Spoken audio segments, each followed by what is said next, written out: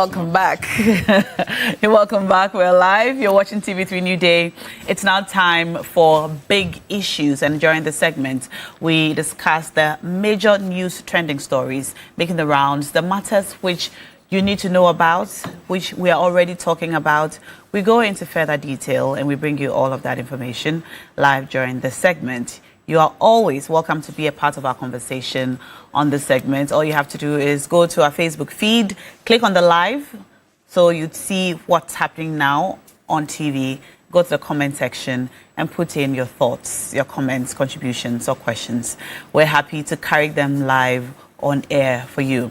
Big Issues is sponsored by the University of Gold Coast. University of Gold Coast as our sponsor for Big Issues this morning and every morning on TV3 New Day. Now, this morning we're going to go into two of the major issues making the rounds. The first of which is the CLOGSAG strike, which started yesterday. The Civil and Local Government Staff Association of Ghana embarked on a strike, began yesterday, the 9th of March.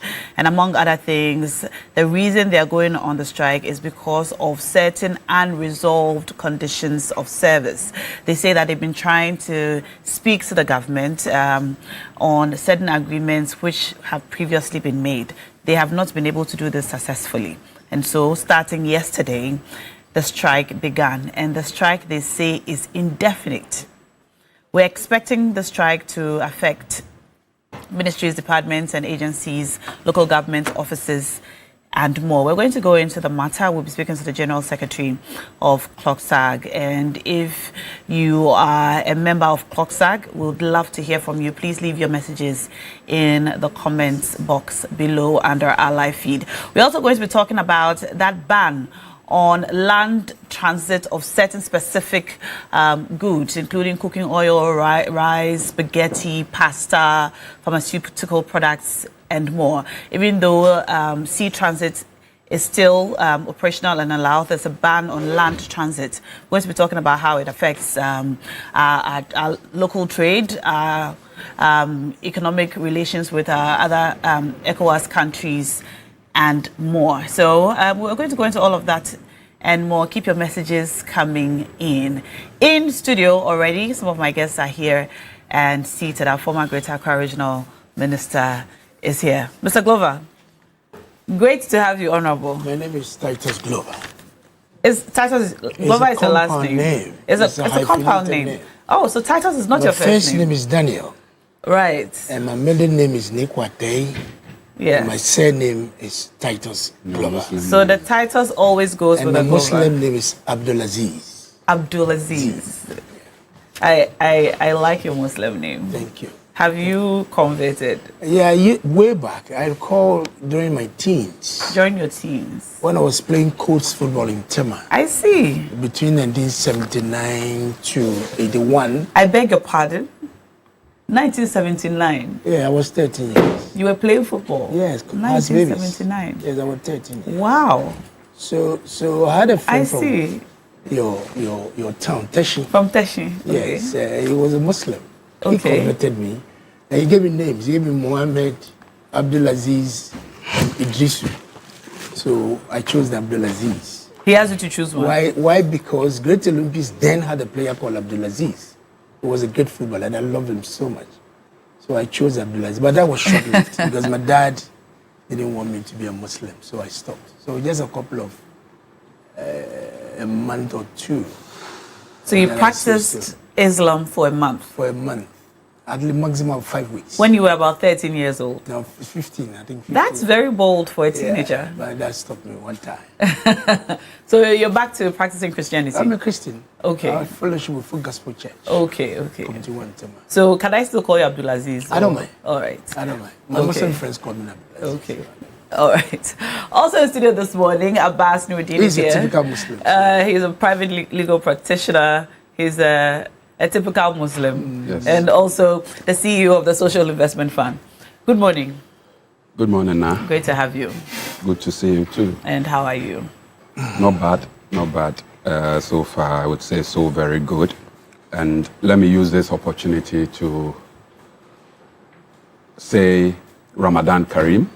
Ramadan is in the final leg, where a lot of Muslims will be doing the itikaf, where they confine themselves in the mosque for 10 years. 10 days? 10 days for prayers and all of that. And what they call Laylatul Qadr will also commence within the last 10 days. So we urge all our Muslim brothers to finish hard, and may the values and the spiritual closeness we have attained with our Maker during this period of religious service abide with us now and forevermore.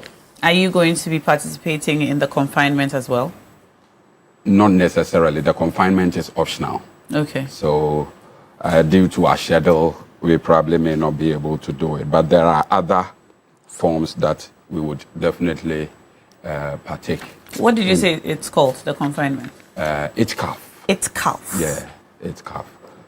I don't think I've ever heard of it. Yeah, where Muslims confine themselves for 10 solid days. I see. The only time you see them going out is probably to attend to nature's call. They come back, they recite the Quran, they prep themselves for some special religious communication with Almighty Allah. And it's one particular feature of Ramadan that bears a lot of blessings and brings a lot of good tidings. I see. How many days do we have left? I think it's 9 days. For some, it's 9. For some, depending on the day you started. They started. I've recently been learning a lot about about Islam. Anyway, it's a beautiful religion. It is. It is. But you are not allowing non-Muslims to visit Mecca. Well, we'll get into. Non-Muslims do, but not during the pilgrimage. But I don't think being a Muslim is an eligibility criteria to perform Hajj.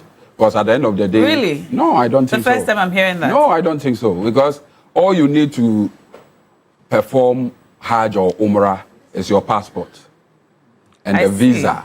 The first time I'm hearing that. And on that, your religious affiliation is not stated. So I don't think you... And most of the people that go to Mecca or do Umrah are not practicing Muslim as such. Okay. So being a Muslim, I don't think it's not a prerequisite. It's a prerequisite to go to Hajj. Interesting. I see. Well, all the best with the remaining days. Even though people may wonder why a non-Muslim may want to... Curiosity. My journalistic curiosity has gotten the better of me. If you are so keen about it, we can probably facilitate it. We shall talk about it. Okay. All right. So, thank you for those insights. But back to the matter, we're going to begin our conversation this morning on the CLOGSAG strike, and I'd like us to take a look at this video of the General Secretary yesterday speaking about why the strike is necessary. He would also be joining us on the phone lines to give us some further insights. Let's take a look. FEOG is going back to consult with government and get back to us. And you are satisfied with that? Yeah, we are satisfied with it now. You are going to consult government in what way? Because this is a finalized something, concluded and ready to be implemented. Well, I cannot give you further details. All I can tell you is that FEOG is going to consult government and get back to us, so we are waiting. As at now, National Executive Council has not suspended the strike. Have you considered the impact of your strike nationwide? Because people are complaining the weight and the gravity of your strike. The people should also consider the impact on our pockets. Our children are being thrown out of school. We are having issues with our spouses. And now it used to be the case that civil servants are held in high esteem, but we are highly demoralized. So they should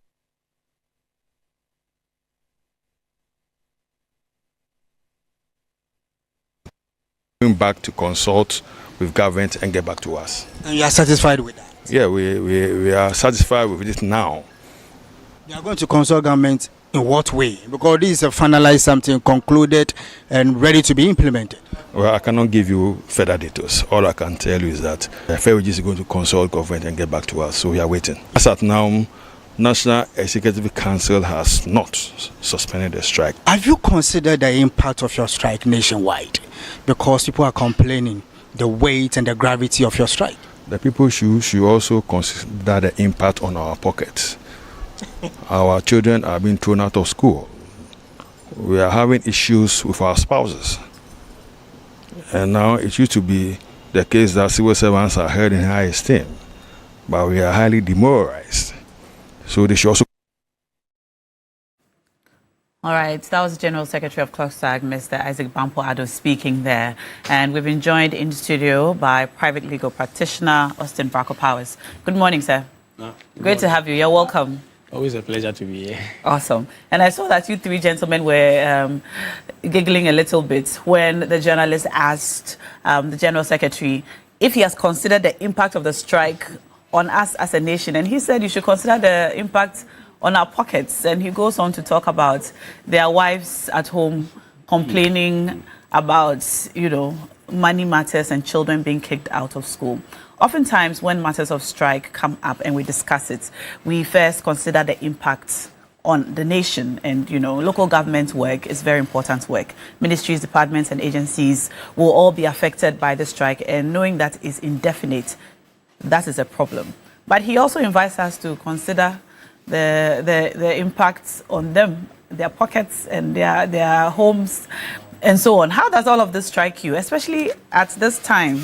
It's a little early in this government to see strikes of this nature. I'll start with you, Mr. Titus Glover. Thank you very much, Nashoko. It's been a long time since I came to the studio. Very long.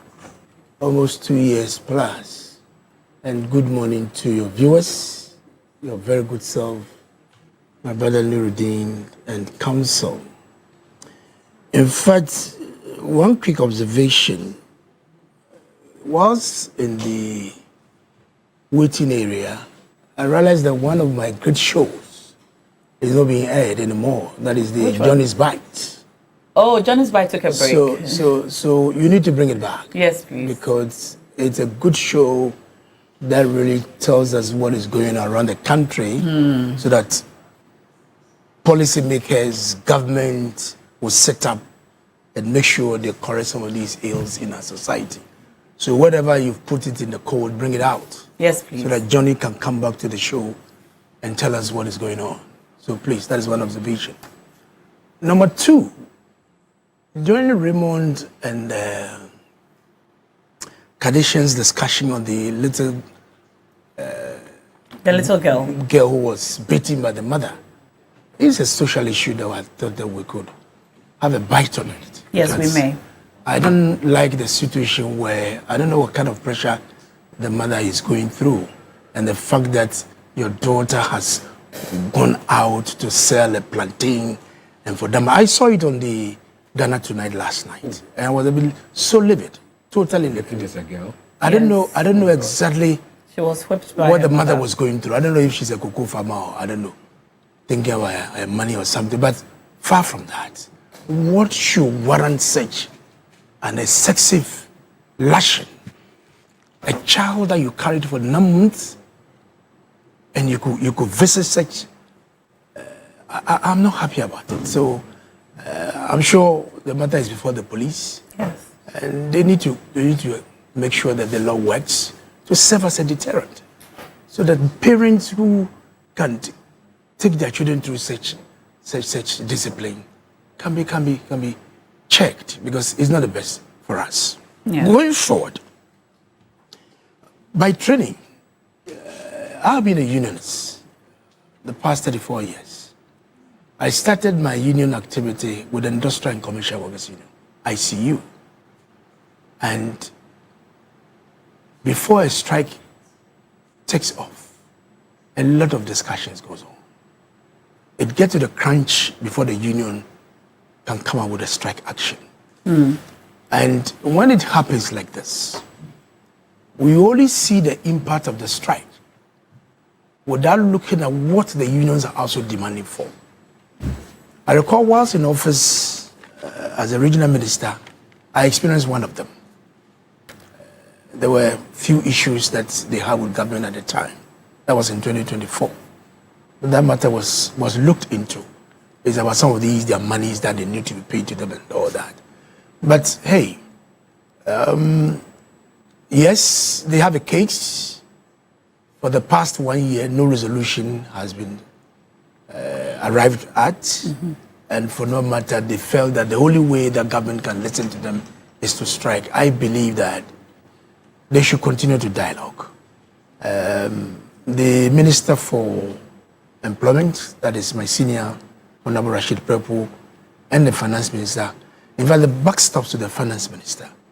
When they were preparing the 2026 budget, did they factor all these costs into the budget? If they did not, it is going to be very serious for government to meet this commitment of the union. But if indeed it was captured in the budget, I don't see why government should not listen to the unions.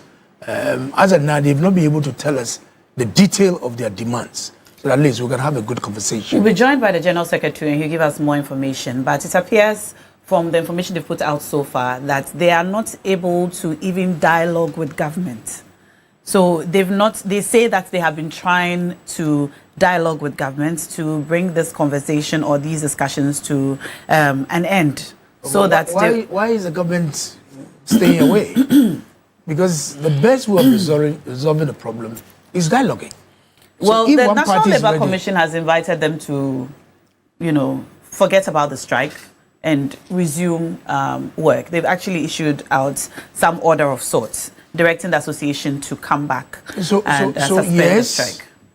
As a referee, the Labour Commission can compel them to go back to work. But if your demands are not met, they will come back to the strike. The bottom line is that why is government not coming to sit with them to dialogue? They should come.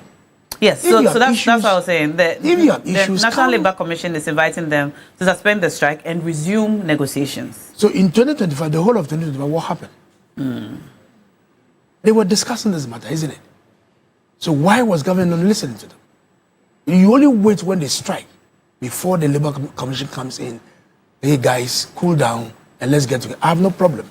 But I think that it is high time government take labour matters seriously. Okay. You understand? You don't think we're taking it seriously? Absolutely. If you take them seriously, we wouldn't reach where we are now. If you have issues, come.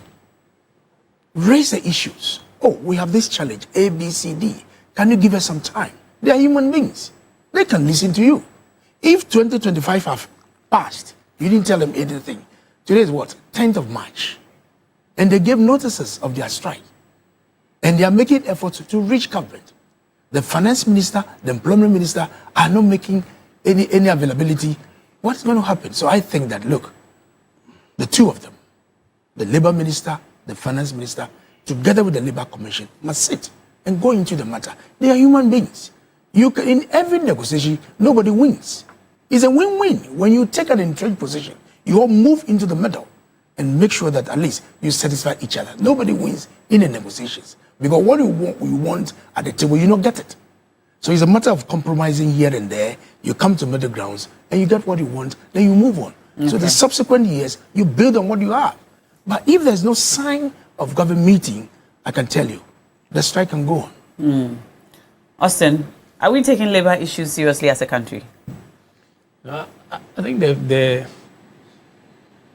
ongoing strike, in fact, indicates, it gives you the answer you want, that we haven't treated labor issues seriously. And I'm not sure it started in this term. So in this term, I mean that they didn't start in this regime. But the question is, what are the issues? So CLOGSAG is saying they signed 2 memoranda of understanding for a salary hike. And I'm troubled that 6 years down the line, very little progress has been made. Mind you, during the Nana Akufo-Addo administration, they promised to implement the salary structure, or to implement the agreement on January 1st, 2025. Okay. And what happened? So the current disruption, the previous administration is partly to be blamed. But they were not in government at the time. Or you said that January 1st. Exactly. Okay, that was just before. Exactly. When they were preparing, the agreement was signed in 2019, and they postponed the implementation. To be implemented in 2025. You get it? And they agreed, they gave assurance to the labor union, CLOGSAG, and its members that they were going to implement it on the 1st of January 2025. Were they not empowered then?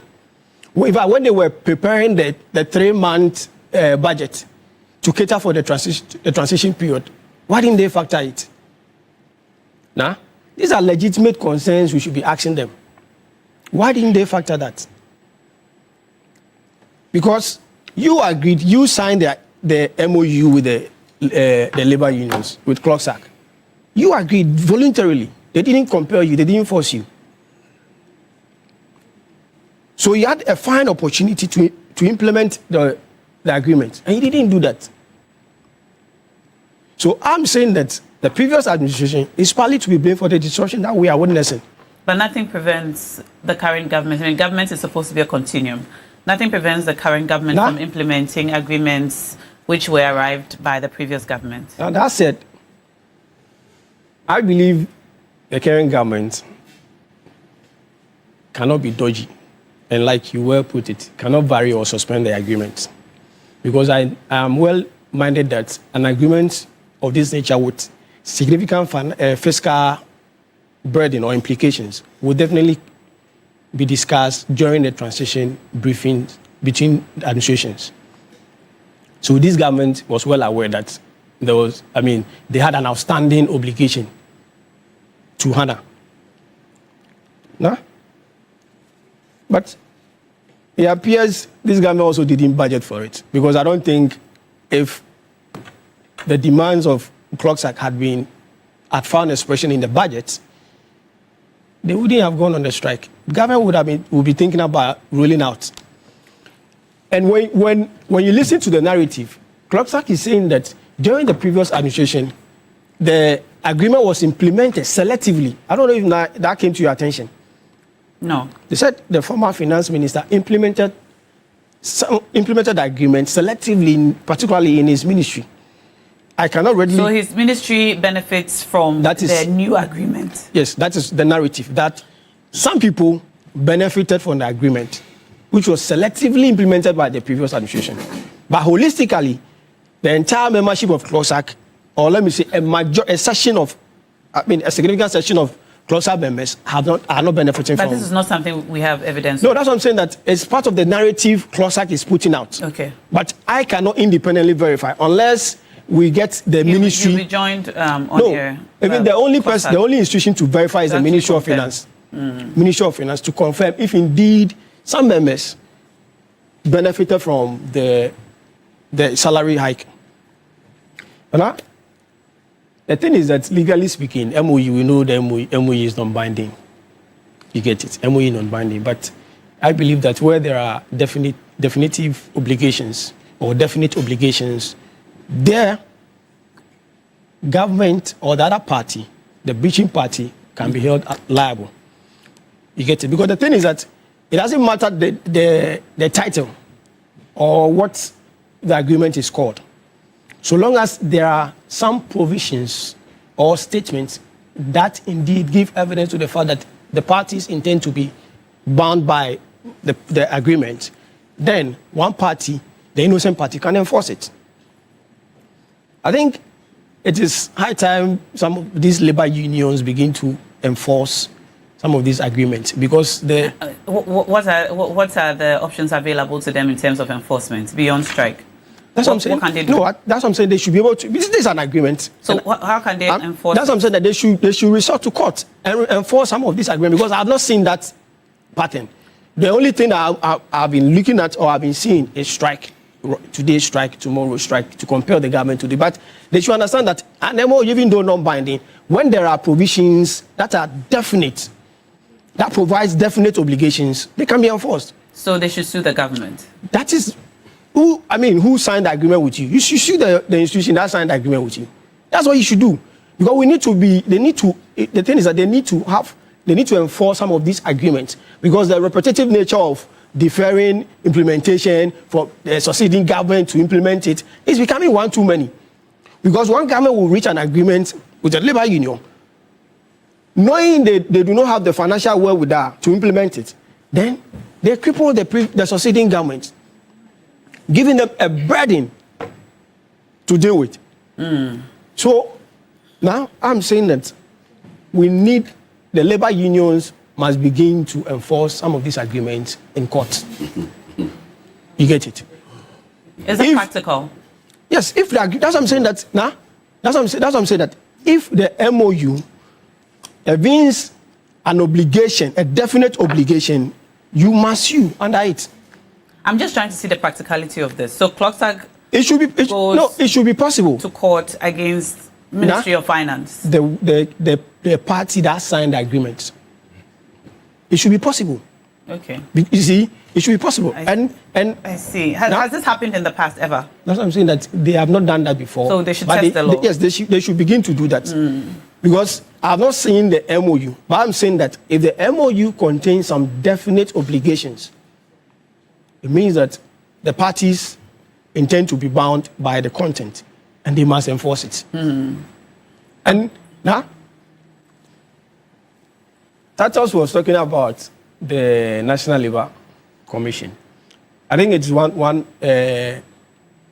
institution that is really damaged in this country. Damaged? Yes. Why do you say that? Because the NLC can call striking labor unions to go back to the negotiation table and they will say, we won't go. We won't go. Do whatever, do your worst. Nah, we won't go, do your worst.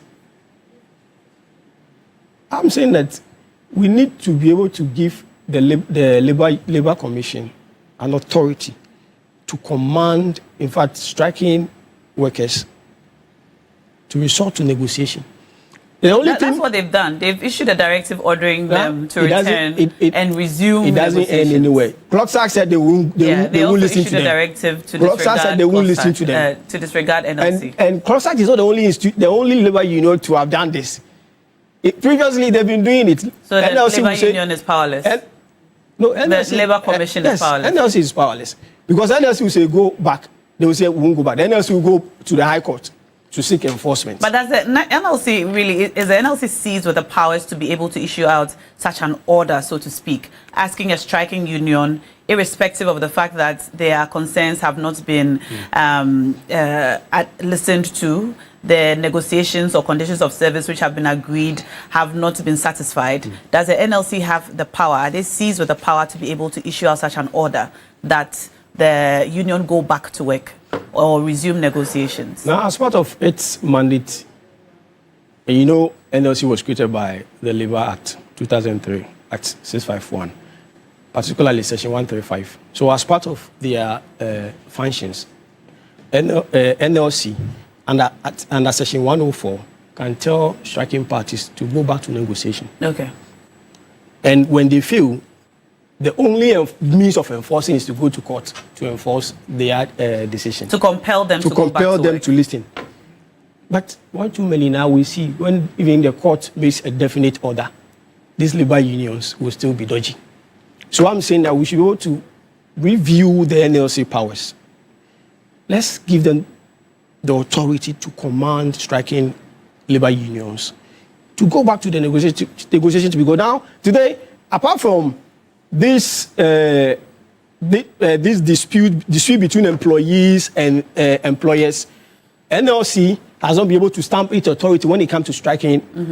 Striking labor unions. Well, there are conditions of service which apparently has been agreed, has not been implemented. I am trying to see the practicality of compelling the union to go back to work when, on the one hand, the agreements which they say they have come to with government has not been implemented. We listen to the raw problems they talk about. Their children are being thrown out of school. Yes, their spouses are complaining at home. They are unhappy. In fact, they say the honor that surround working in this being a local government worker or a member of CLOGSAG is beginning to it's been watered down, and so they are unhappy. So I'm trying to see the practicality of the NLC being able to compel them to go back to work. Well, they have said disregard the directive by the NLC. Oh, yes. We are not going back to work. But which I find very, very disturbing. Yeah. Very disturbing. Abbas Nuruddin, how does all of this strike you?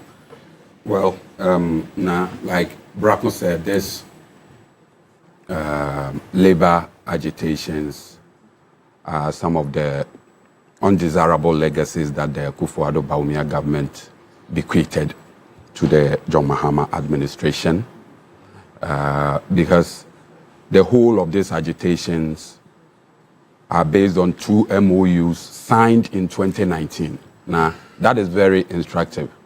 The basis of this whole agitation was based on a negotiated agreement on salary structure and conditions of service of CLOGSAG members in 2019. And how that whole negotiated agreement was put in abeyance for 6 years, only for members of CLOGSAG to rise 1 year in the tenure of the NDC government, is what surprises me. Because the NDC government came in at the time that our economy was in a total mess. We had been crowded out of the international capital market. We had been restricted from going on the domestic market to issue bonds.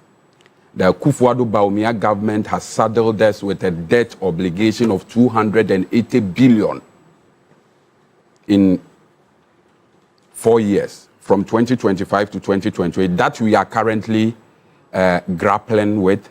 We are reeling under an IMF program that seemed to have cut a lot of government expenditure. So I think the strike is born out of bad faith, especially so when the incoming administration has shown good faith. On the part of CLOGSAG. Has shown good faith to all these labor unions. For the first time in 2025, we had President Mahama go to sit with all these labor unions and open the books to them that this is what we came to meet. There is no way we can provide what you are demanding under the present circumstances. So we would ask you to bid your time. We would ask you to let government roll out its policies and probably roll back the economic consequences of the policies of the Akufo-Addo government. Some of them accepted, but those at the Nurses and Midwifery Council declared a strike on a negotiated agreement in 2019. So for the labor unions to agree to put all these agreements on hold for 6 years, only to come back at it 1 year in the NDC administration is a bit worrying. But I think whatever the situation is, like Uncle Titus said, we must always choose dialogue. We must always choose due process, because labor agitations are regulated by the Labor Act, where an elaborate dispute resolution mechanism has been put in place, where it is clearly stated that labor unions cannot just by a wave of a pen go on strike. They must go negotiate with government. When negotiation fails, they do mediation. After mediation, they do arbitration. It is all after all these dispute resolution mechanisms have been exhausted that you can resort to a strike action. Has all of these been exhausted? And also per section. Yes, insofar as the labor unions are saying government is not willing to agree on an implementation plan on an already agreed, then it means there seem to be some disputes here and there. But what the labor union must know is that government cannot give what it does not have. Under our present circumstances, under the IMF conditionalities, where a lot of the government seem not to have a lot of fiscal space, some of the demands cannot be met in the short to medium term. But Abbas, does this look to you like a fiscal problem or a communication problem? Because from what they tell us, they are not even able to come to the negotiation table. They are not hearing back. They have been ignored, so to speak. You know, all these labor agitations are mediated by the labor union, which is a state institution. So if the labor union has asked you to abandon your strike and come to the negotiation table with government, and you say you are not hearing from government, I wonder what that means. Because the labor union is one of the agencies under the Ministry of Labor and Employment. You're referring to the National Labor Commission. The National Labor Commission is an agency under the Ministry of Labor. So I think their concerns are legitimate. Everybody deserves better conditions of service, but the demand for better condition of service must be situated within the prevailing economic conditions at the time. Like I said, under the current circumstances, the fiscal space is so tight that pushing in some of these conditions of service will throw the economic gains we have made off gear, and we may get back to those days where inflation went to 56%, where interest rate was hovering around 28% and all of that. So like I said, the concerns are legitimate, the demands are fair, but government under the current circumstances is unable to honor all those demands at a go. And if they were able to wait for 6 years, give the MPP government that long reprieve of 5 years, I think they should be. It is only fair that they give the Mahama administration at least a bit of time to resolve the issues. I think. You don't see I think. Why can they not be told I or think spoken to about the reprieve? NDC government has not closed the communication loop. I shudder to think that is the case. Like I said, for the first time, we had a sitting president went to meet this labor union. That was less than a year ago, and since then, the Minister of Labor, Mr. Rashid Pepo, and the Labor Commission has been engaging them. But sometimes when the demands cannot be met, then there is this belief that government is trying to be dodgy, government is not being forthright with labor unions. The economy has shown signs of recovery as a result of the good policies this government has put in place. Now inflation is around 3.8%. Our GDP has grown from about 86 billion to 131 billion. The interest rate is at an all-time low. So gradually, as the economy recovers, as government is able to rake in more revenue, as government prepares to leave the IMF conditionalities, as more means of revenue mobilization becomes available to government, government will look at the demands being made by labor and look at those that can immediately be accommodated within the fiscal space, make those provisions, and then labor will be all the best for it. So all I am saying is that we agree with labor. We don't have any dispute with the demands they are making. But like I said, government cannot give what it does not have. Government will put the necessary measures in place to ensure an incremental implementation, a wholesale implementation of those negotiated demands will collapse the economy and will open the Pandora's box for all the other unions to also come with those demands. So dialogue is the way to go. We urge CLOGSAG to call up the action and return to work. The labor union has said. You see, you've spoken time and time again about dialogue, but then the CLOGSAG is also talking about the fact that since they put out the notice, they have not received any communication from government. They have not been communicated to. But I'm surprised when they say the government has closed all communication with them, because I'm well aware that the Fair Wages and Salaries Commission met them. I'll come back to you, Austin. Okay. Austin Game has been on the phone with us for a while now. So yeah, I beg your pardon. No, Austin Game is with us now. Mr. Bampo, we are still trying to raise him on the phone lines. He's very busy this morning, as you can imagine. I'm sure he's having to speak to many platforms this morning. But our labor expert, Austin Game, has just joined us. Good morning, sir. Good morning, Mr. Austin Game. Can you kindly unmute your microphone for us? Good morning. How are you? Very well, thank you. Great to have you. Thank you for joining us. And if you could also Good morning. How are you? Very well, thank you. You could kindly turn down the volume on your TV set. We're getting some feedback in studio. Yeah, I'm okay. I'm hearing you. If you can hear me. Yes, I can hear you too. But if you could turn down the volume on your TV set so we don't hear the feedback in the studio, that would be great. But while you do that, CLOGSAG have commenced their strike. They say it's indefinite and it started yesterday.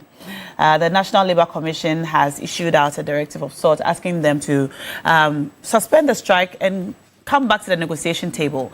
But their leadership have told their members to disregard the directive by the National Labour Commission and continue on the strike. So as of yesterday, all of their workers, so far as we have been made aware today, did not go to work and they are not going today too.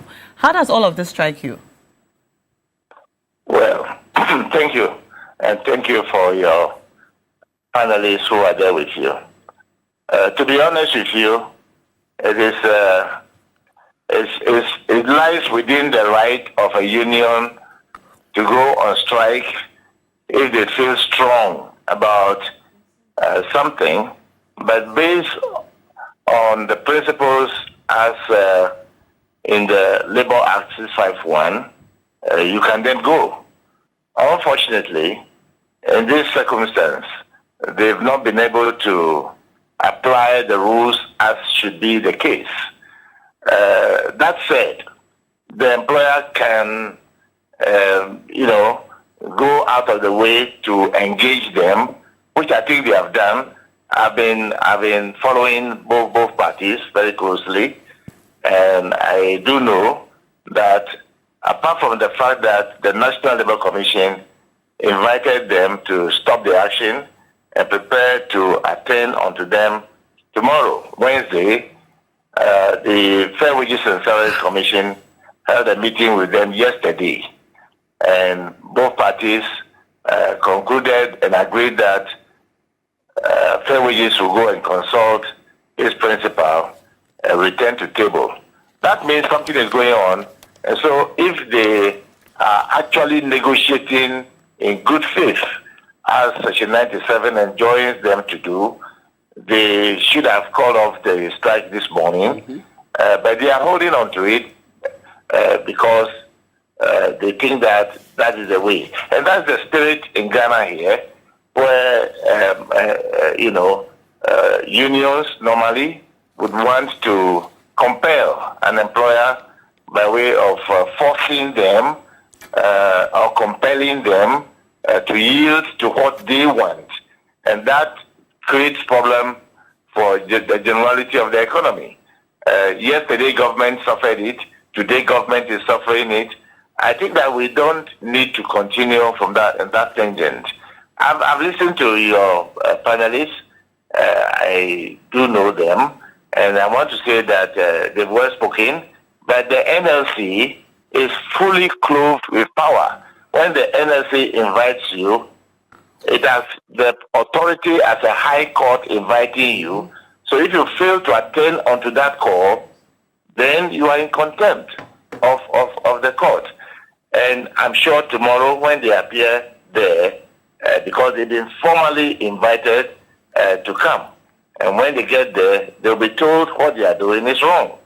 And if they fail, assuming they objected the Fair Wages call to stop, they objected to NLC's call, the NLC don't need them. They will go to the court straight, even in an ex parte approach, and get them to the main court, because the NLC is not a court. The NLC is authorized by the law to compel people to attend unto them.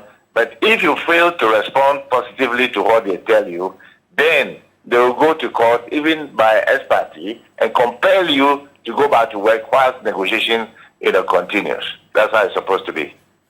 Now, what about the genuine concerns of the CLOGSAG and their members? From all of their communications, it appears this agreement was reached sometime in 2019. It's not new. It's taken too long. They have problems with their spouses at home. Their children are being thrown out of school. Their conditions of service, they say, is not something that is so extraordinary that they're asking for, and that they have basically not been treated well.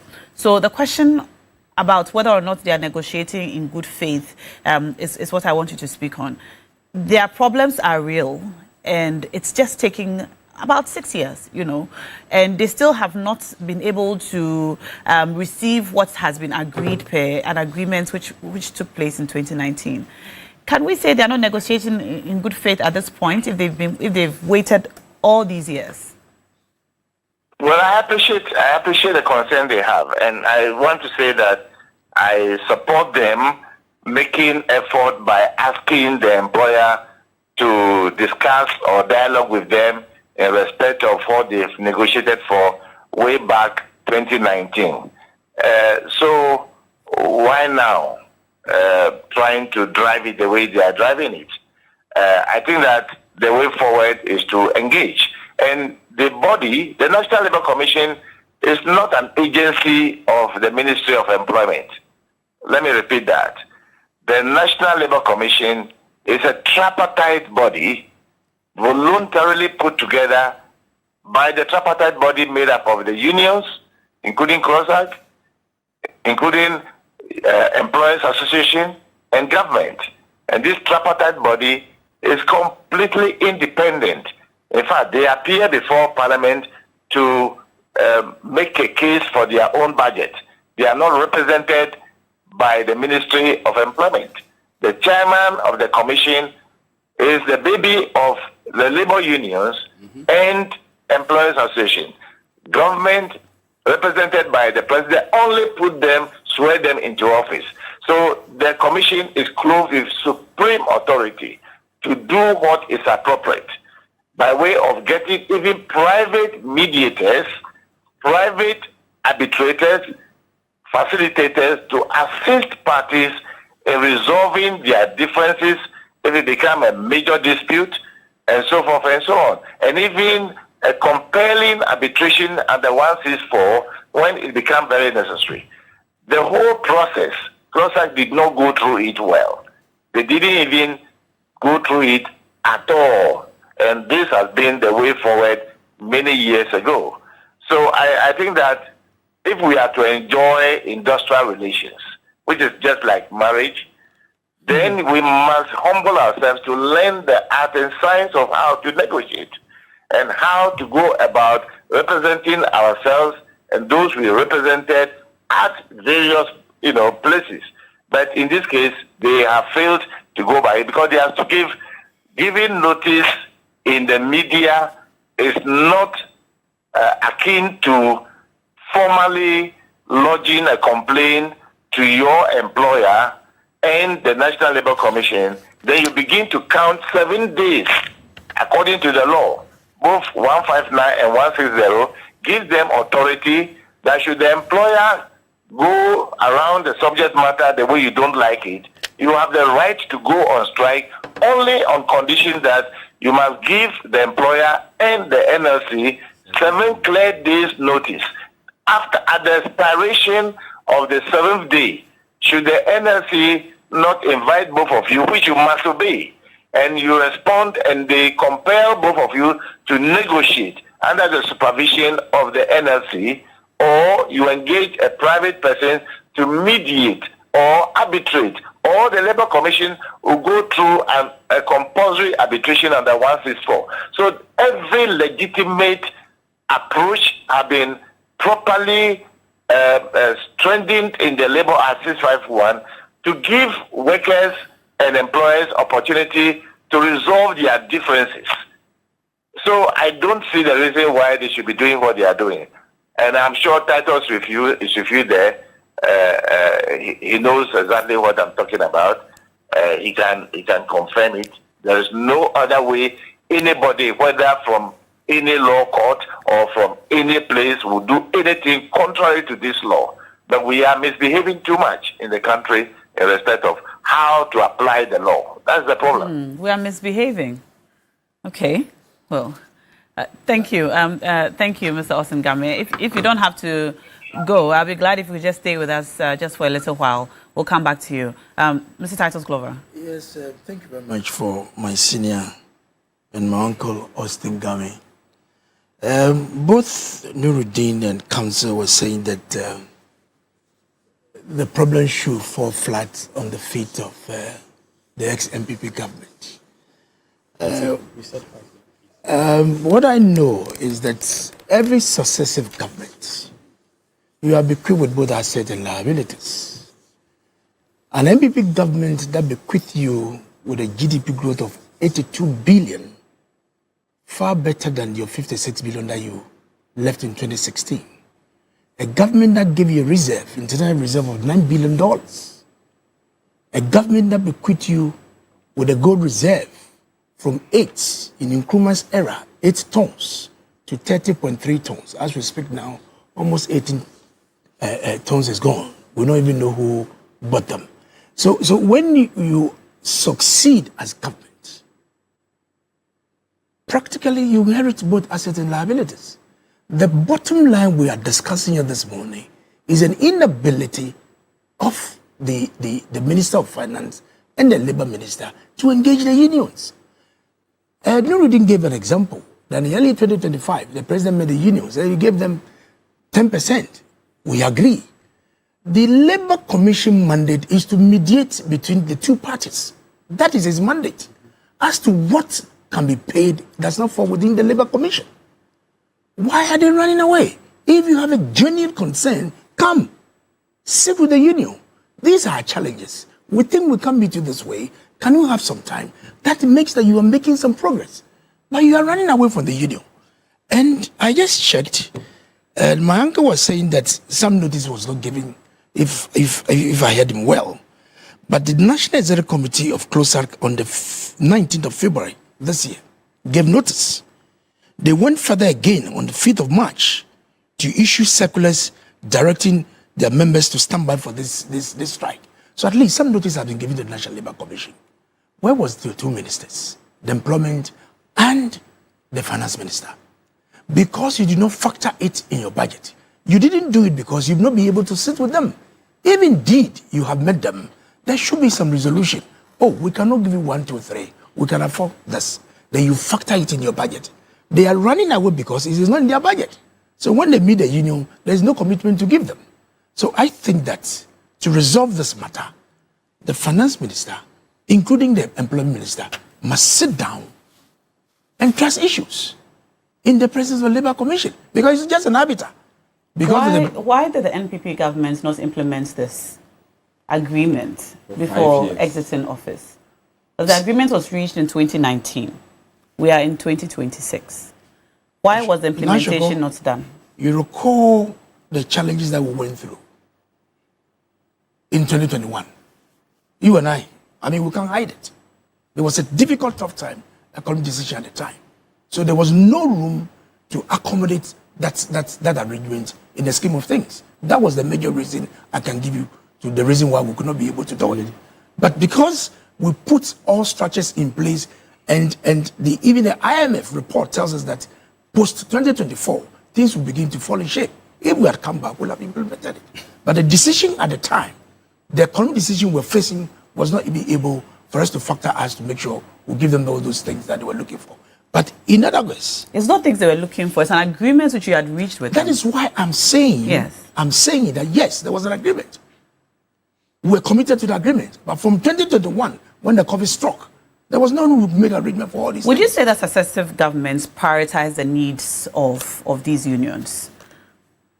And this is not a question directed at NPP or NDC. Yes. I can say yes, I can say no. Do we take them seriously? Because we do. But you see, sometimes when we are hit with certain exogenous factors, it makes it very difficult for you to implement some of these things. But what is important is to engage the union and say, look, guys, these are my challenges. That alone is a sign of respect that you are giving to the unions. Notwithstanding that, increment that we're supposed to give them, we continue to give them. But the other conditions that we were not able to meet them because of the challenges that came before us at the time. So that's what I want to say. So I will implore on the two ministers, together with the Labour Commission, to meet the union and let's open the discussion And I believe the dialogue is the best way to go. Dialogue is the best way to go. All right. Let me read some few messages and then I'll come to you about some of your messages coming in. Good morning. Now, I regret to have to point out that CLOGSAG strike is a violation of the Labour Act in as far as the declaration did not satisfy essential provisions necessary to address their grievances.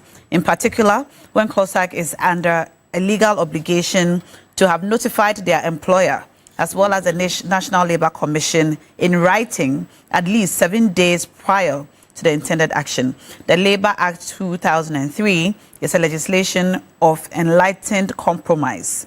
And institutions established in accordance with the law must be respected to deliver on their mandate. And this is from Seth Abloso, Labour Consultants. Thank you, Seth, for sending that in. I read a couple more messages. Good morning, Na and the team. All that's going on just tells me that workers in Ghana will suffer for a long time. Every government comes and expects another government to come and implement agreements. It's a sad day in Ghana. We should all consider entrepreneurship. All right. And now, please explain to the labor unions that we are okay. All right. I don't think I should read the rest of your message, but thank you for sending that in. All right, I'll come back to the messages in a moment, but let me come to you, Abbas. Well, I think Senior Austin Game has done justice to the issues, and there is no need belaboring the point. But the question that is running through social media is why would the labor unions put the negotiated settlement on hold for 5 years and only come back at it now? When Mr. Titus Glover was speaking, he alluded to the difficulties they went through in 2021. But in 2021, the government had not gone to IMF. So the government has that fiscal flexibility to accommodate these labor demands. Even then, you did not do it. How much more now that we are under an IMF program where there are a lot of bottlenecks as to what government can do by way of expenditure. So I think the demands are legitimate. I don't want to dwell so much on the illegality of the strike because clearly we are dealing with human emotions. But I think insofar as they want to press their demands, they must always operate within the realms of legality. That way, where you also feel hard done by, you can fall on the same legal processes to vindicate your right. But if right from the get-go you begin to act lawless, it becomes very difficult when later you want to explore some of these legal options. Then comes the question of my brother Bracco Powers asking them to go to court to enforce some of these agreements. My brother Bracco knows that even in normal litigation, if you go through a process, you secure judgment, and your victim is a man of straw, of a man of no sufficient means, you can't enforce. Even though you have gone through the process, if the person does not have, he cannot give what he does not have. It's as simple as that. You get it. So I think the labor union must temper, should I say, I don't want to say justice with mercy. They should temper their expectations with their expectations. They should lower their expectations and and allow government temporarily, and allow government to roll out its economic policies, claw back some of the economic losses we have made. And what should governments do in exchange? Government, like Mr. Austin has said, will continue to engage them in constructive dialogue. At this time, we'll continue to engage them in constructive dialogue. Always let the facts be known to them so that they would know. They would know. At this time, ought to have spoken on this matter. The employment minister by this time ought to have spoken on this matter. As far as I know, the finance minister has engaged the various labor unions for more than 5 times.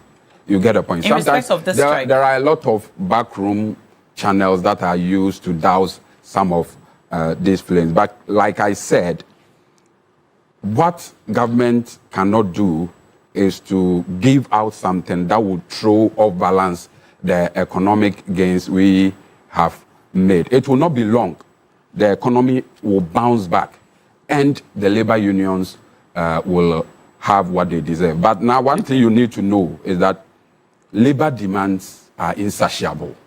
Even if government is able to meet these ones, they will come up with additional demands. And that is what obtains in jurisdictions like the UK, America. We can never resolve labor issues. But what is of utmost importance is that at any point in time, we must place all the cards on the table like this government is doing. This government has been very real. This government has been honest with them. This is the economic conditions we face at the moment. And under the circumstances, what you demand cannot be granted now. Maybe in the future, when things get better, we will be able to meet you halfway. So we will continue to urge them to come back to the negotiation table, to call off the strike, and in whatever they do, the general well-being, I'm London, the general well-being of Ghana must be their utmost priority. All right. While labor demands might be insatiable, agreements must be honored. I think that's something that we should agree on. That is what makes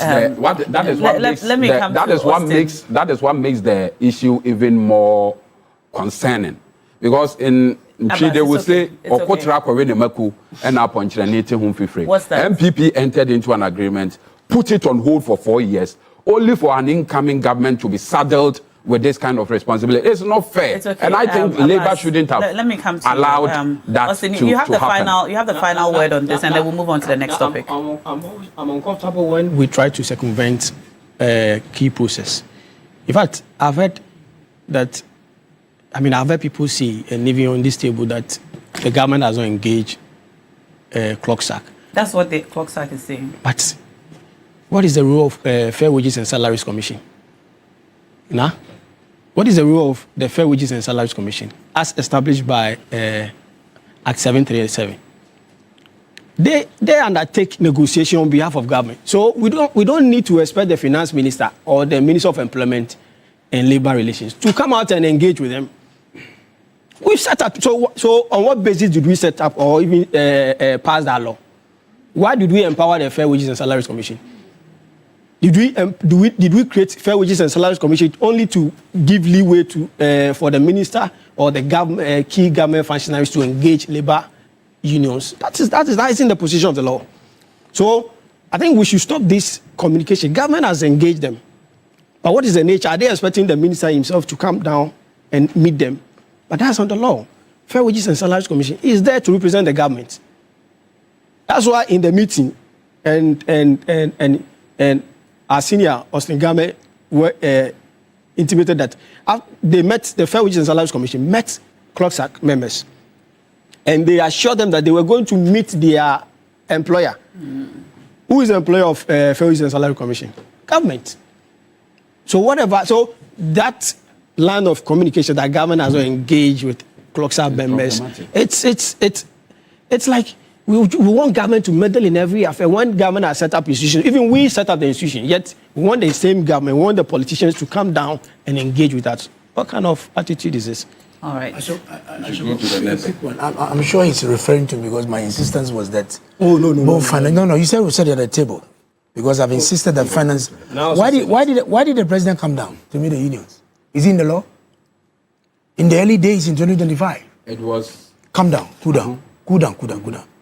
Council is saying that because I myself and Nachoko have said that the politicians should come down and meet the unions. Why did the president come down? It was a goodwill gesture at the beginning of his administration. Oh, these are friendly interjections. But you don't expect the president to be meeting them every now and then. It is impracticable. Can I speak? Okay, you can. Because we inherited your IMF program in 2027. So when you are talking that there was no IMF program, there was an IMF program. In 2021? In 2020, no, in 2020, what do you call it? 2017. So we carried us through before we came back. So clearly now, the issue is that when it becomes sensitive like this, you need, excuse my language, the politicians to step in, the ministers to step in. The institutions of states are there.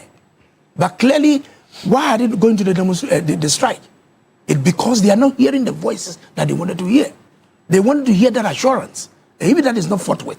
These are some of the price that you pay. All right. We would share the ideas. That would be the final word on this on this topic, I'd like us to move on to the second topic. We're talking about a ban which has been placed on land transit of certain goods, sugar and 7 other commodities, including spaghetti, rice, cooking oil, pharmaceutical products, among others. And this is a move, so to speak, to pluck some revenue leakages, among other things, with land borders and the transit of goods. So starting yesterday, we can no longer see the transit of these commodities which have been listed. There are 8 of them: cooking oil, sugar, frozen products, textiles, flour, that's cooking flour, canned tomatoes, spaghetti or pasta, and pharmaceutical products. And since this announcement came, we've seen a lot of traders online asking questions about what happens to those of them who have already begun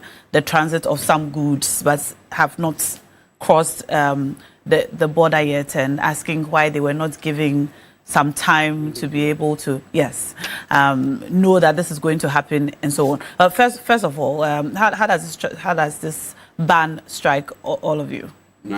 I think it is very much in order. And first and foremost, let it be put on record that per the Customs Act 2015 Act 891, the Customs Division of the GRA is clothed with authority to regulate the entry and exit of particular goods based on its own aims on border security, revenue, mobilization. So in that regard, this particular action is within law. Having said that, I think it is also important to dispel some false information that some MPP spin doctors are pushing in the rural areas, that government has banned the importation of this product. It is not. It's a land. It is not transit. A ban on the importation of this product. It's a restriction on the land transit on this particular product. Right. Now, I think this has become necessary because of the abuse of the transit regime of this particular country. You know, per customs laws and regulations, when goods are in transit, certain tax liabilities are lowered, because the understanding is that certain tax obligations must be paid only in the jurisdiction where those particular goods will be consumed. So when goods are in transit, certain import duties and levies are more or less relieved. As a result of this, a lot of people have abused this process. Goods that are meant for the domestic market are declared as goods in transit, only for it to be diverted onto the Ghanaian market. And things came to a head about 2 weeks ago, when about over 4,400 gallons of cooking oil, tomato paste, and spaghetti were declared as transit, only for it to be found in the Ghanaian market. And as a result of that, the state lost 85 million Ghana cedis, 850 billion in just one soup.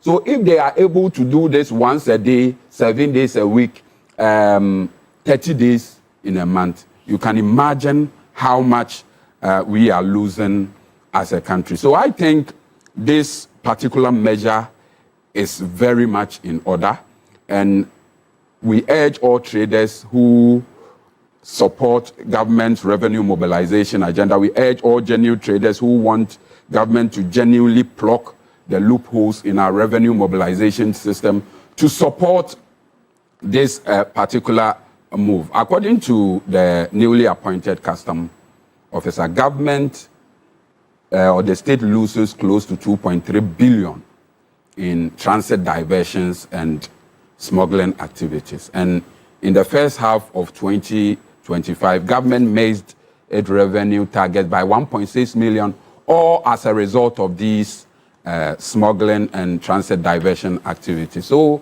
it is not just about the ban of land transit, it's also the re-centralization of the technical service system of customs, such that, and the use of AI tools to do valuation, so that these issues of undervaluation, under importing, all of that will be a thing of the past. So I think it is a step in the right direction. Like in Ghana, you know, definitely those who are beneficiaries of this system would sometimes go and hide behind people to put up some resistance. But like I said, these systems need to be piloted to see whether there would be an upward improvement in revenue generation. If there is a significant improvement in revenue generation, then I think it's a system that needs to be sustained, because under IMF conditionality, government doesn't have the fiscal space. But the port of every nation, the sea port of every nation, should be one of the major revenue mobilizers for that country to help government in debt sustainability, in economic stability, and even in the provision of public goods. So I think restricting import of these particular goods to our seaports enhances monitoring and compliance. Because at our seaport, we have these trackers, electronic tracking systems. We have these scanners. It's easier to track via yeah, we sea have than this via customs integrated system that will help us do proper valuation and do proper tax assessment and prevent tax evasion. Sometimes during our land borders, the items are put on trucks. So 5 containers can be on one truck. So tax assessment is even difficult. But at our port, it comes in containers. Yeah, at our seaport, in the containers, it is very easy to track it. So it's a step in the right direction. We urge all well-meaning Ghanaians who are supportive of government's initiative to generate revenue to embrace it. All right. And the nation will be all the best for all it. right. Thank So you. now we know these listed items are to be exclusively routed via sea. I can see how this benefits Ghanaian businesses and government's revenue, making sure that they plug all these leakages. But are we sure that this will not affect consumer pricing? Nah. I think the thing is that the policy objective is legitimate. Why? Why are we losing revenue to individuals? I mean, we are enriching the pockets of some people to the detriment of the entire state. I think it's one thing we need to deplore. And I'm happy that some custom officers are undergoing investigation or are being investigated for any role they play with regard to this issue. Whoever is found culpable should be really punished. Because I'm not sure this is the first time this thing is going on. I'm sure it's been a string of it. So if we're able to determine this, we should be able to slap or impose sanctions where appropriate. So now, first off, I said this is a legitimate call because we need to strengthen our revenue mobilization and collection systems. But I just hope this is just a temporary measure. Because if not, I think it doesn't solve the main problem. Because the main problem is the weaknesses in custom enforcement systems. Institutional weakness in the custom enforcement system. It doesn't solve it. None of that. This policy instrument will have some unintended consequences. Of course. And you talked about the price hike. Mm-hmm.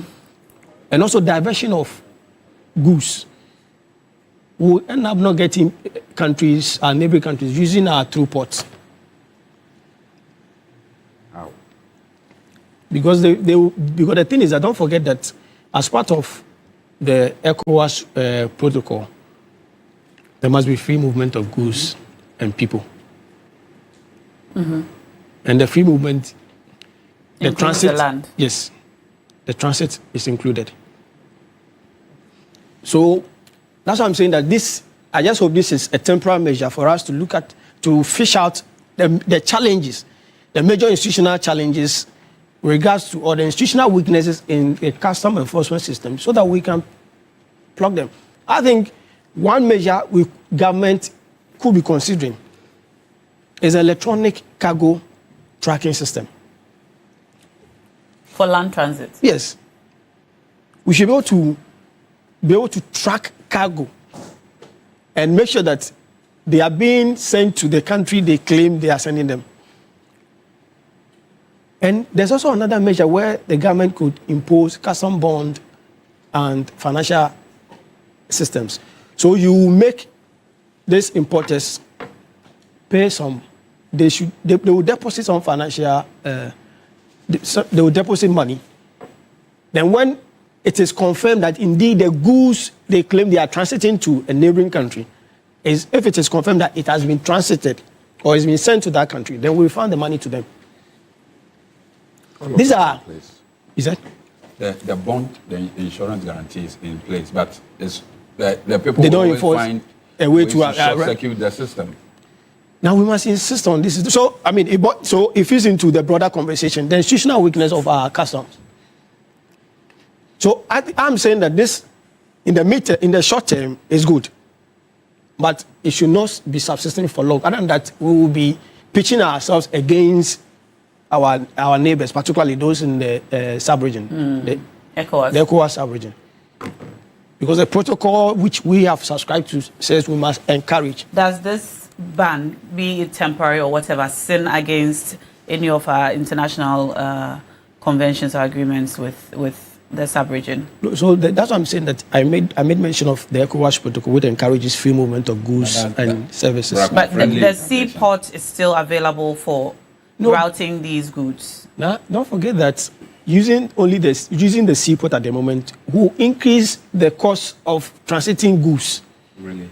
Yes, because don't forget that the thing is that if the means of the transiting through land, some people find it very affordable than the sea. Mm-hmm. Do you understand? Mm-hmm. So now it's like you are forcing them to resort to the sea. So it's like you want to move spaghetti from Togo to Accra, but now you have to go through the sea. Through the sea. You get it. It will increase the cost for the importers. Mm. So I'm saying that we need not place impediments in the part of importers, because we want them, the fact, and you see, you were right when you said that we shouldn't be encouraging we shouldn't set up a platform where people will increase commodities unreasonably. And they've been reciting some of this as the reason why they are doing that. And don't forget, Ghanaians are very quick to take advantage of certain things. Some Ghanaian sellers are very quick to take advantage of certain things. They may cite this as one of the reasons why they are charging... increasing prices.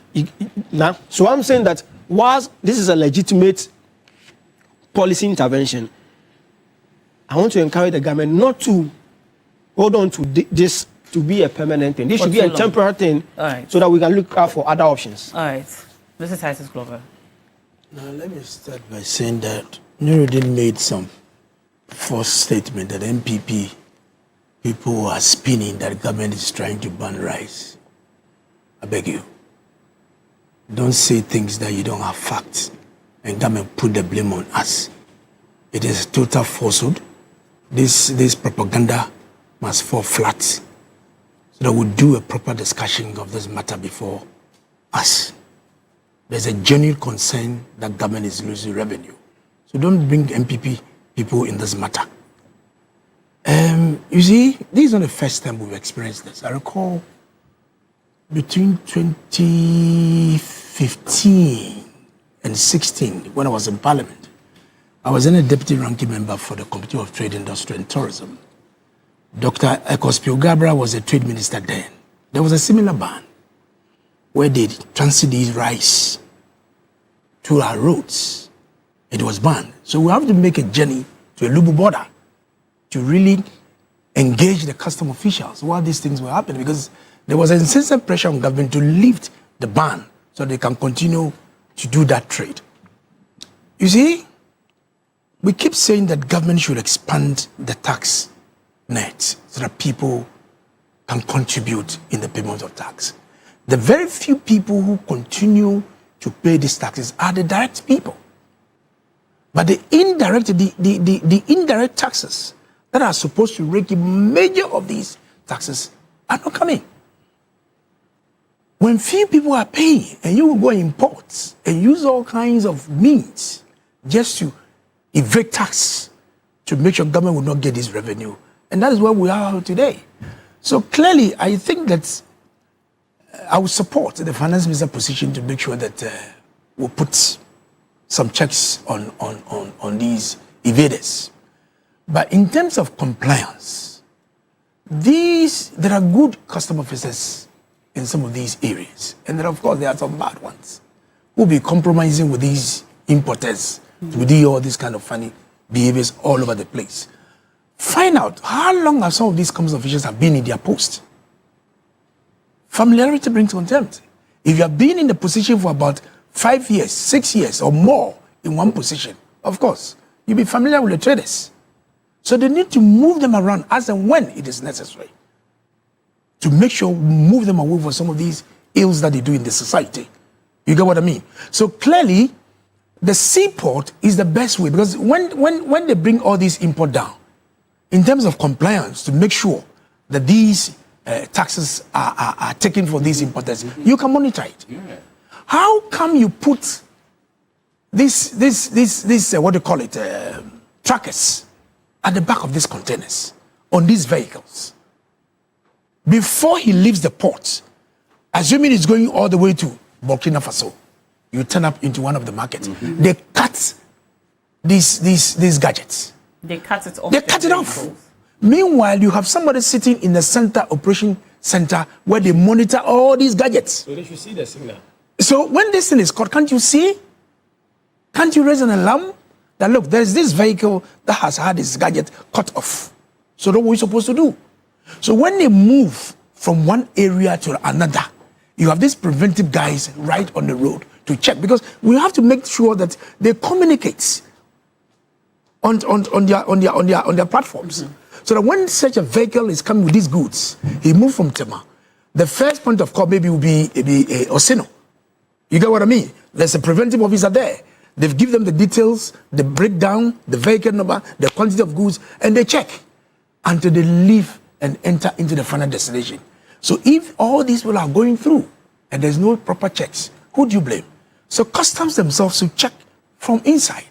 Because people cannot operate in a vacuum. It's a whole cartel that they go around on some of these things to make sure they deny the revenue that we need. So for me, I will support this action, and they should do proper monitoring to make sure people are compliant, to make sure that we get the revenue that we need. Other than that, it's unfortunate people who continue to pay the tax. Unfortunately, that's all time will allow us for this subject and for our segments this morning on big issues. I'll read a couple more of your messages coming in, and then we'll wrap this up. Good morning, now. This is from Dennis Y. Akwete. He says, I'm a member of CLOGSAG, and until July last year, I was a local chairman before I had to resign. It is my considered view that in recent times, CLOGSAG fights legitimate causes the wrong way, and that must be watched. That said, I must be quick to add that the language of the NDC rep is not helping matters. He is not a labor minister and must resist from comments like government cannot give what it does not have. He should leave that to the sector minister. Shalom. All right. Now, good morning. If my memory serves me right, when the president assumed office, CLOGSAG was the first institution to welcome him with a strike. Today, they have come back again with another strike. What is happening? As for the banning of food commodities into the country, it's a step in the right direction. There is no ban of food commodities into the country. All right? The list that has been provided are supposed to be routed exclusively by sea. All right? So there's no ban on the importation of these. And that's from Kotoka Courage, texting from Lashibi. I'll read one last message before we go. All right. Good morning, Na, and the team. Thank you for the explanations you have offered. So, if I want to move some of my products from Ghana to Togo too, I have to go by the sea. Please explain further. All right. So it depends on the product you're talking about. I think you're writing fabrics. I don't think fabrics. Well, there's textiles. All right. There's textiles. I think textiles and fabrics are about the same thing. All right. Well, that's all time will allow us. Thank you so much, Mr. Titles Glover. I enjoy your dance songs. You do? I do too. I love my playlist. I see. Oh, I see. I love my playlist so much. Yeah, from Tema. I'm Gamashi and Tema. Oh, I see. Yeah, my dad is from Gamashi. So Plejo is on 11th February. Yeah. 11th No, April. yeah. It's just around the corner. Yeah, so will you be there? I don't know for now. I'm hoping to be there. I so. dance a lot. You dance? A lot. Oh, say For say the one past dance for 26 me. years I've been dancing. I see. Yeah, very active. Then you should be there in April. I look forward to seeing you. All right, and also Austin Bracco Powers, private legal practitioner, and Abbas Nuruddin. Thank you so much for being on the show today, and thank you for sending in your messages. Thank you for having us. My pleasure. We appreciate them. Big Issues is proudly brought to you by University of Gold Coast. Whether you are aiming for a specialist MBA in marketing communication, operations, supply chain, human resource management, finance, entrepreneurship, innovation, or business intelligence analytics, or you just want to advance through our dual MBA or Chartered Manager MBA, the University of Gold Coast, UGC, gives you options that match your vision. And if your next step is an MSc in International Relations, Communication, International Marketing, International Law, Security, Diplomacy, Accounting, Finance, or Human Resource Management, an LLM in International Law, Security, Diplomacy, or an MA in Biblical Studies, Practical Theology, the pathway is open. In April, admissions are open, so you can apply, all right? Apply today. Because at the University of Gold Coast, we make it practical, flexible learning, flexible entry, flexible payment, study around your work and life, and choose a route that fits your background. And the pay is easy to pay. We give you the opportunity to pay in installments.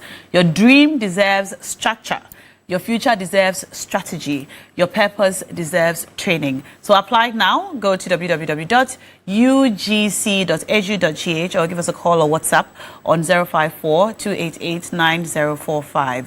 University of Cape Coast, University of Gold Coast, I beg your pardon, building leaders for nations. Stay with us. We'll come back with more on TV3 New Day.